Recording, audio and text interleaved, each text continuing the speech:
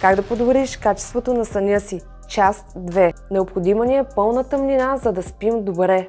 Нашето тяло има нужда от пълна тъмнина. Помогни си, като премахнеш всички сигнални лампички, които са част от електронните устройства. Става дума за будилник, телевизор и подобни.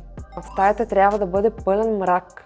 Изследвания показват, че дори една малка сигнална лампичка, която се намира в стаята ви, влияе на производството на хормони в тялото през нощта. Следващото нещо, което ще ви помогне да подобрите качеството на своя сън, е температурата в стаята. Тялото ни е програмирано да спи на температура по-ниска от дневната, макар че през лятото е по-сложно да се поддържа ниска температура. Идеалната температура е между 16 и 19 градуса. През зимата е лесно постижимо. Доказано е, че ниската температура повишава процента на дълбокия сън през нощта. Спалнята трябва да бъде използвана само за спане и почивка. Не дейте да използвате спалнята за учене и работа, защото мозъкът ти трябва да разпознава стаята като зона за почивка. В противен случай ще възприема като място, на което трябва да работи.